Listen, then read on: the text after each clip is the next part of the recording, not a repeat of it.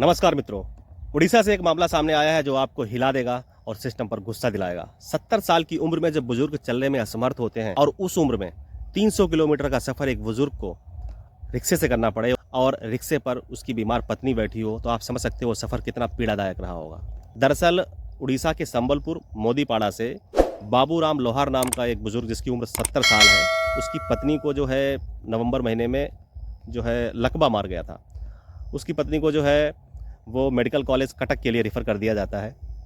चूँकि वो रिक्शा चलाकर ही अपना जीवन यापन करते हैं, तो उनके पास पैसे का अभाव था, गरीब थे, तो वो निजी वाहन एम्बुलेंस नहीं कर पाए और सरकार भी उनके लिए व्यवस्थाएं नहीं कर पाई एम्बुलेंस की। उन्होंने 300 किलोमीटर का सफ़र अपने रिक्शे से ही तय किया और अपनी पत्नी को रिक्शे पे बिठाया और लगभग 9 दिन में यह सफ़र उन्होंने पूरा किया।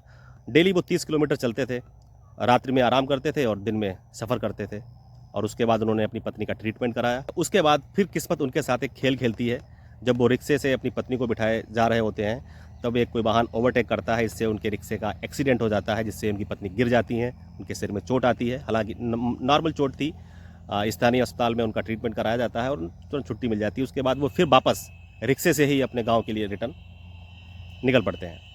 ये तो एक कहानी हो गई जो हमने आपको बता दी, जो सच्ची घटना है उड़ीसा की। लेकिन इसके पीछे जो फेलियर है वो है सिस्टम का, हमारे देश की पॉलिटिक्स का। हम तरक्की करते जा रहे हैं और बहुत तेज़ी से कर रहे हैं, लेकिन स्वास्थ्य विभाग, शिक्षा विभाग, इन विभागों में जिस तरीके से छोटी इन बातों की अनदेखी की जाती है, इस तरह से इनको इग्नोर किया जाता है, ये दुर्भाग्यपूर्ण है।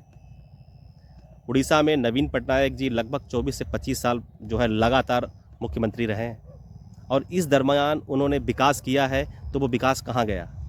बाबू लोहार का दृढ़ संकल्प और उनका भावनात्मक लगाव तो मार्मिक है, लेकिन ये ढेर सारे सवाल सिस्टम पर खड़ा करता है, ढेर सारे सवाल जो है राज्य की सरकारों पर।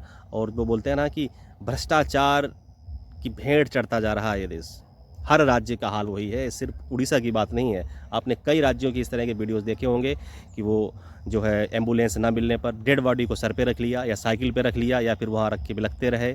ये सब चल रहा है हमारे देश में और ये आज से नहीं चल रहा है, 10-12 सालों से नहीं चल रहा है। ऐसा मत सोचना कि मोदी जी आ गए तो ऐसा चल रहा है, बल्कि ये जब से हमारा देश आज़ाद हुआ है हम इसी ट्रैक पे चल रहे हैं। 75-76 सालों में अभी भी हम जो है गरीब के लिए सरकार के द्वारा मुहैया कराई जाने वाली सुविधाओं का सही लाभ उन तक नहीं पहुंचा पा रहे हैं और उसकी वजह है भ्रष्टाचार।